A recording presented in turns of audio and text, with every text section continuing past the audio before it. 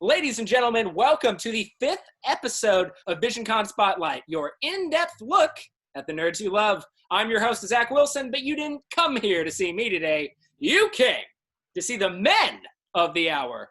Today, I am joined by the thumbtastic crew over at the NDWA, also known as the National Digits Wrestling Association. Today, I'm joined by Doug, Jake, Dan, and of course, Adam. Gentlemen, how you doing today? Hi. Ahoy. You know. I'm doing great. How are you, Zach? Oh, I'm doing dandy as candy. I will be honest, I'm not used to seeing you gentlemen out of costume. Well, you see me out of costume. Well, yeah, 100%. If you ever showed up for filming. As some of you may know, I am also part of the NDWA by the moniker Special K. We'll get to all of that in a minute, but first and foremost, Doug, I just wanted to ask. Now, on paper, it seems kind of a wild concept. Like pro wrestling. It's the dumbest thing in the world. Your thing is the dumbest thing in the world? You say that, but it works in an unnatural. It's because it's dumb. It's dumb fun. But yeah, that's why it works, is because it's such a simple concept, but it's also really stupid. So it takes a certain idiot love of performing to really. What did he say? I didn't catch that. Yeah, it takes a real idiot. Total dummies. Yeah. Well, so when I first heard about it, pro thumb wrestling, I kind of thought, it was kind of dumb. But then when I looked into it and I was like, okay, this seemed like it could be a little fun. So I checked out your guys' YouTube channel, I guess our YouTube channel. And if you guys are watching this later on YouTube, link's going to be down in the description. And I watched some of it. The production value is insane. Mm-hmm. And just so, all throughout, it's partly tongue-in-cheek, I'll give you that. But it also has real entertainment value. So before we go too much into it, I just got to know, how did it all begin, Doug? Okay, well, the nuts and bolts, I came up with the idea. We can talk more how that happened later, but I came up with the idea, and it was initially supposed to be a sketch. It wasn't supposed to be a thing. And I contacted Jake and our friend Daniel, who Jake, Daniel, and I do improv together a lot. And I contacted them as the wrestlers. And then I was like, if we're going to do this, let's do it all out. And then I was like, we need commentators. And so I got Donnie and Dan because, Donnie's a consummate MC. And Dan I'd known for a while, and I knew he had radio chops. So I got them involved. And then we really were just going to film one sketch, but Dustin wanted to be involved. And he didn't have the day off that day. He had to go do a radio station thing. And so we scheduled a second recording to include Dustin. And then people, some of the other people who would later become involved started watching it and wanted to be involved. And the amount of people who were just coming out and saying, hey, I want to do this, made me go, well, I guess I'm doing this now. Well, honestly, when I first saw it, like I said, I thought it was dumb. Then I watched a little bit of it, and I was like, oh, my gosh, I need to be a part of this. So if I'm lying, I'm dying. One day, during my information of business analysis class, I DM'd Avogado Khan, who got me in contact with you, Doug. And, from a little bit that I've been a part of it so far, I've loved it. But I got to ask Dan, when Doug approached you about it, obviously it was still kind of a sketch at the time. What was your first thoughts about it? I was like, why not? I've been looking for something to do like that again. I work in an office now, so this was great, kind of an output for me to just go out there and have fun. But yeah, we just thought it was going to be a one-off, maybe two-off, and it just kind of blew up on us. It's crazy. Yeah, and speaking of blow up, Jake, did you ever think it was blow up to this degree, to the fact that, you now have your guys' own, Kickstarters and Patreons, also linked down in the description? Did you ever think absolutely. Big? Yeah, definitely. I mean, here's the thing. I've been working with Doug for a long time. We've had a lot of ideas that we've tried to do, and some we've done. Some have just been things we've talked about. And the things that we've done have been wild successes. Maybe not financially or 100,000 viewers or listeners every week, but they've been really quality products. The thing is, they were kind of niche things. So I knew when we hit on something that was going to be something that appealed to everyone, or at least to a wider audience, that was such a good idea. And maybe I'm biased because I'm an old wrestling fan from way back. It's one of my favorite things ever. And so when I knew that we were going to be able to appeal to that audience and it be such a good idea, yeah, I never had any doubt. I mean, I didn't know exactly where all it was going to take us and some of the weird and fun and funny things we were going to get up to. And honestly, the level of theater and comedy that we were going to be putting out, I mean, I really didn't see that coming. But yeah, I knew this was going to be a success. Mm. Well, you mentioned that, there's kind of equal parts showmanship as well as, the actual thumb wrestling. And if we're talking about showman, I'd be remiss if I didn't turn it over to my boy Adam over there. Now, Adam, your character, Louis the Lush, one of the most iconic characters in NDWA. Well, thank you. Do you have The Thumb Monarch, to interrupt, is the Thumb Monarch. The Thumb Monarch? Ooh. See, if you guys are looking for thumb-related puns, look no further. But Adam, kind of where was the inspiration with Louis the Lush? And kind of, do you have a background with any theatrics, or is this just like innate ability? I had been clowning for 12 years as Shecky. Now, I got burned out playing that character. And I created another character who did live events, but I was still missing the video thing. I created Louis, and I had nowhere to showcase him. And then I saw the first episode, and I said, this is a perfect fit. I've got to be a part of this. It's a perfect fit to express my character. I, too, am a old school wrestling nerd from the 80s. So I had to be a part of it. And I do want to say that I think we hit our first stride with Louis' first appearance too. I think his run in on the match with it was Beefsteak. It was definitely, was it Beefsteak and Mayday? I think it was Beefsteak and Mayday. Yeah, he ran in and what's that? I said probably was. Yeah, probably early on. Most of the matches were Beefsteak and Mayday. But yeah, he ran in to interfere in that match, and I think that really solidified that we were doing something that had longevity. Well, so how much inspiration is from like pro wrestling, and kind of how do you guys use it to form these characters and maybe even some of these situations? Because obviously a lot of this is organic. Like, you guys create these characters. Sure, they're inspired by pro wrestling, but there really are characters that you create.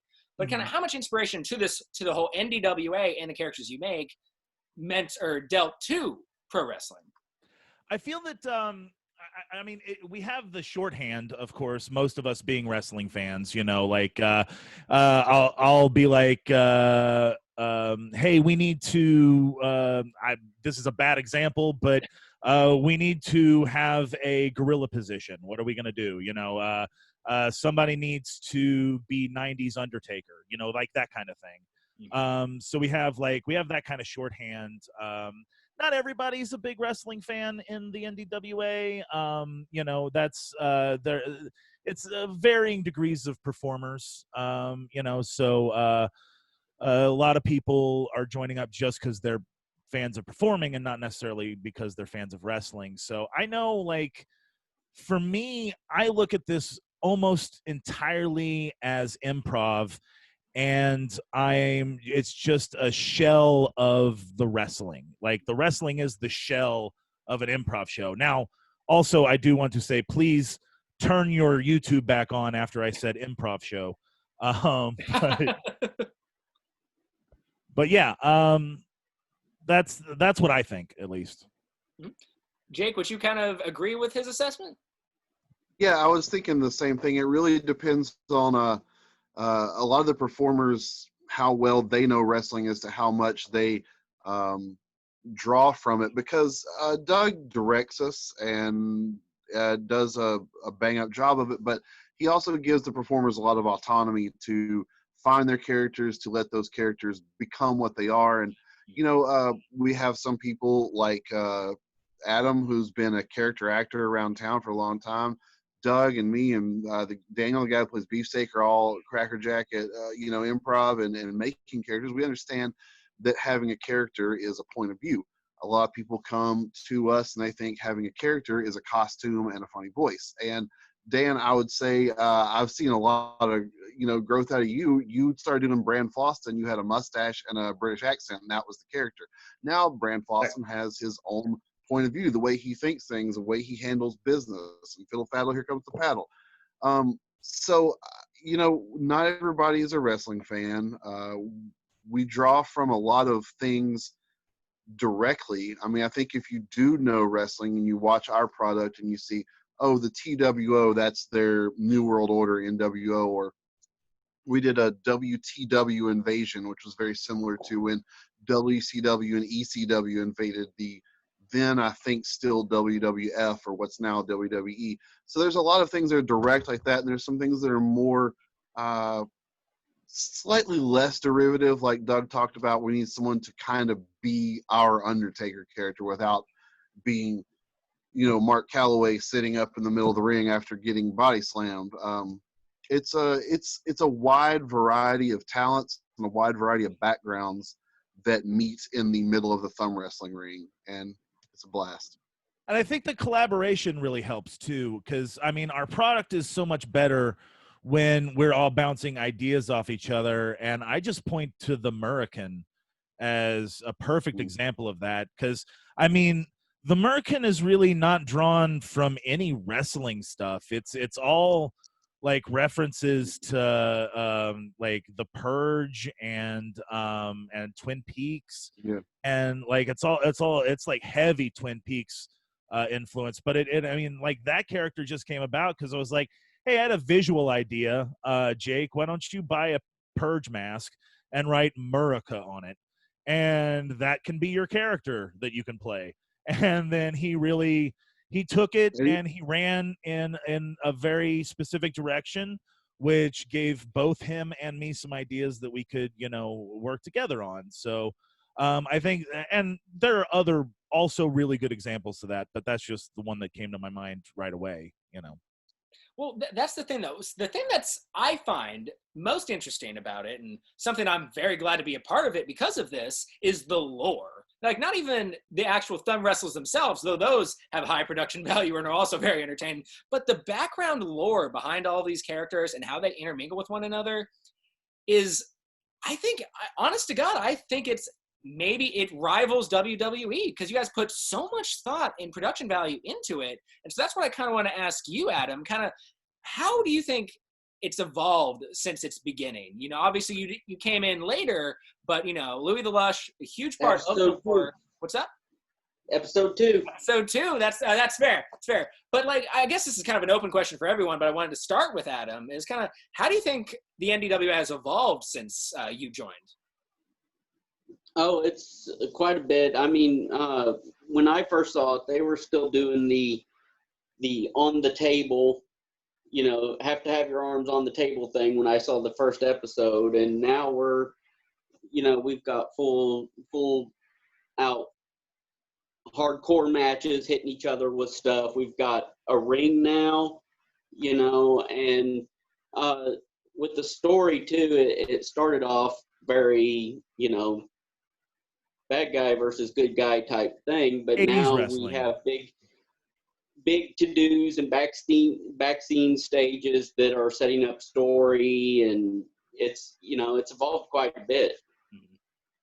Well, and then Dan, I wanted to ask you something. How difficult do you find, like Doug mentioned, you have a background in radio, so you're very familiar with kind of commenting on stuff, but how difficult is it, at least starting out, with being an MC and like commentating on thumb wrestling? It was a little difficult at first because I really had no idea what I was really going to do. And I've never done improv, never really acted in my life. So I was really shut up around all these comedians and actors and people that really had a lot more in it than I did. But me and Doug would throw stuff off each other. We'd talk about, nicknames, moves, just like WWF. And it's just been a blast. I love the creativity to show up. And like Doug mentioned, we all just ping pong off each other for storylines. And it's really helped us all grow. I mean, I'm playing 2 characters, and I've even got another character I'll be premiering soon, so that'll be interesting. Can't wait. No, it's fun just to have, yeah. But no, it's just fun to have us all grow. Like, it's amazing me to think where we started and just our, the inside like auditorium, and then now the out yard stage. I mean, it's pretty crazy. And the pay-per-views we do, I mean, it's just it's pretty cool. It's awesome. Love it. Yep. Ooh, Jake, did you have something to say? Yeah, I want to say, I hope I don't embarrass you, Dan. Last week, I told Doug, I said one of my favorite things that's happened in the whole last year of doing this is seeing the evolution of Dan Austin as a performer. Because I said, a year ago when we showed the Creamery Arts Center and put our thumbs on the table and our costumes were just whatever we had lying around. My costume, if you look at the original Mayday Marauder costume, I'm going to digress here for a second. It's actually a costume that I wore to be Porco Rosso at cons, and I just took the pig nose and mustache off. Anyway, so showing up to that first day at Creamery Arts Center, I said, I don't think a year ago Dan Austin would have thought that he would be doing all the stuff that he's doing now, like match commentary and the fact that you're so on board with it and you've just been like gung-ho team players since day one has been one of my favorite things in the whole last 12 months. 14 months now to see.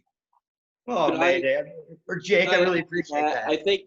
I think a lot of Dan coming out as a performer is the fact that we are all have become such good friends through this, and so we naturally work well off of each other because we're friends, and that's it adds a certain depth to him being able to do the different characters, I think.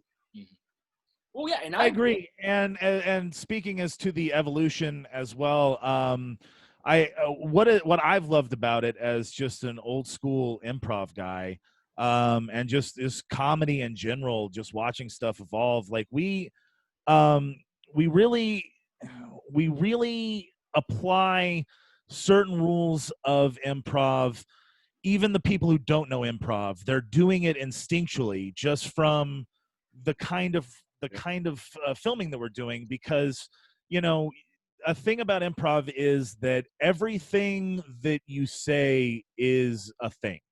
Like, and that is something that has really been a focal point of what we do. Like for instance, we were talking about it last filming. Pesto Bismol, one of our characters, was revealed in a thing we never aired to be a potato doll. Like, we never aired that. No, it never got mentioned, but now he just is.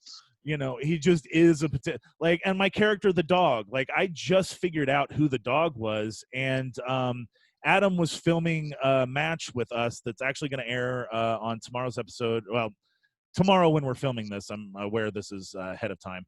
But tomorrow's episode of Thunderdome, he was filming the match, and I like doing the dog, but I didn't really know who the dog was. And so my opponent's gone into the back, and I was just kind of prancing around going, yeah, I'm the dog, man.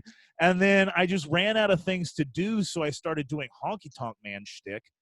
And Adam had already stopped recording, and I did not know that. And so I was just like, who wants to hear my song, baby? I got a blues song.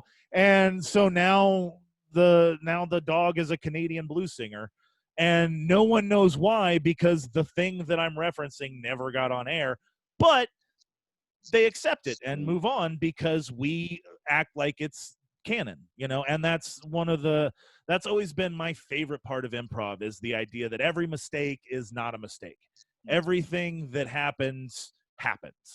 And even and it's just like in comic books and just like in wrestling, when somebody goes from good guy to bad guy, they were always a bad guy, now they're a good guy, and it happened, but we're ignoring it. It happened and everything really did happen, but who cares? Like that kind of stuff. Sure. Well, the NDWA has definitely blown up, especially recently. But all the members that you have were not since day one. Case in point, myself. Mm-hmm. So for the people watching at home that think, "Wow, I really want to try this out and maybe get into it," how do they become a part of the NDWA? and kind of what are the steps they need to take in order to, join up, and who do they need to contact? Be a friend of Rob Pickering. That seems to be the best way to do it. True for a lot of people. Hey, that was true. you're It is welcome. true for a lot of people. Yeah. I brought Rob in. Thank you very much. Yes, you did. Yes, you did. And really just contact us. I mean, our Facebook, I'm always posting stuff on Facebook. That's going to be the best way to get a hold of us. We've got a phone number that I do not remember off the top of my head that goes to our Google. I'll send it to you so you can put it in the whatever. But it goes directly to our Google Voice, and you can contact us that way.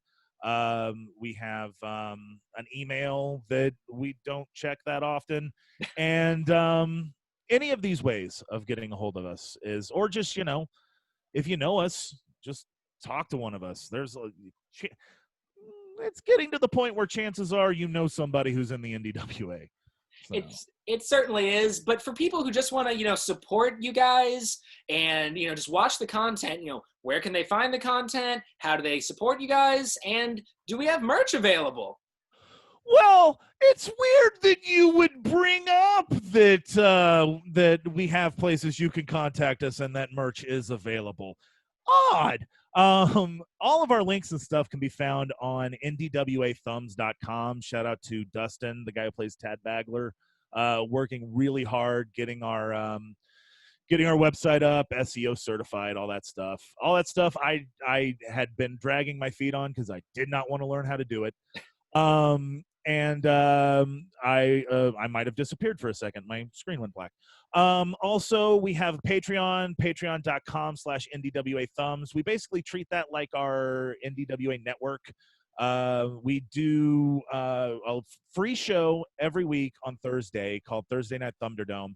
And then we have 2 behind the paywall shows on Patreon, Sunday Thumb Day and Thumb Squared. Thumb Squared sometimes doesn't air, but Sunday Thumbs Day is every week. And and it's $5 a month. It gets you pay-per-views. It gets you those behind the paywall shows. Those shows are behind the paywall for about 2 months, and then we make them free. So, everything you want to see, you can get on NDWA Thumbs. It's got .com. It's got links to everything, including our new Indiegogo campaign that I'm going to quickly plug. Go ahead. Professional thumb wrestling belongs on television, everyone, and we need to get to TV.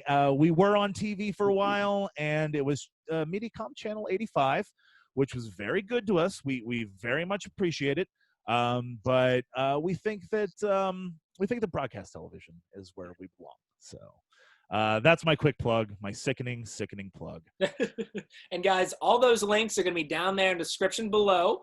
And guys, I think that's about all the time we got. But before we wrap things up, I want to go to each of you with any final thoughts that you want to leave us on. Doug, you go ahead and start. Let's see, Jerry Springer stuff. I think that families need to come together, not come apart. They need to feel like they belong with each other. And you belong to us, the National Digit Wrestling Association. Don't forget it. We own you. Jake? I want to go back for a thing. I'm not going to do a silly thing. I want to say when you were talking about the lore and the world building, it's also one of my favorite things about what we do. Doug can give you a web address, assuming Doug the 1234 is still available online. Yeah, 1234 is available online. Right? Yes. Okay, so we've got a lot of backstory that's never going to be seen, and it's not backstory that actually happened in an NDWA ring or event or on one of our programs. It's just characters that we made up that are long retired, mostly just, they're, I can't think of the word. They're kind of like other wrestlers that you may be able to figure out. Some of them are just organic creation. And yeah, there you go. That's the one. 1234 was a newsletter or a zine, I'm sorry, that Doug made that establishes a lot of the history, like the title belts and who had them and how the territories were formed and then became the big multimedia juggernaut that we know and love as the NDWA. So check that out. All right, Dan. Yeah, I don't really have much else to say, man. I appreciate you having me on. Of course, I love the NDWA. Do what? I said, of course. Yeah, I love the NDWA. Everybody, get out and watch our episodes, or just turn it on YouTube after this. It's a great time, and I really appreciate Doug, invite me on. It's been great to make friends with everybody, and just want to continue this train rolling. Adam, take us home. I'd like to say the NDWA gave me a home as a performer, and it could give you a home too. If you want to be involved, just let us know.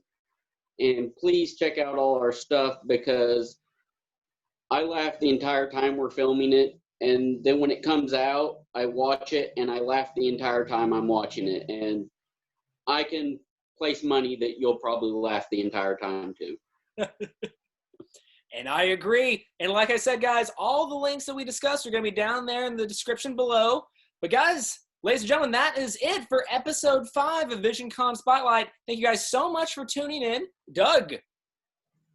Oh, yeah. I thought you were just wanting to say something. No, I was illustrating your words. Until next time, guys, I'm your host, Zach Wilson. But much more importantly, these have been my special guests, Doug, Jake, Dan, and Adam of the NDWA. You guys stay safe out there. And like I always say, guys, life's better when you've got friends to share it with.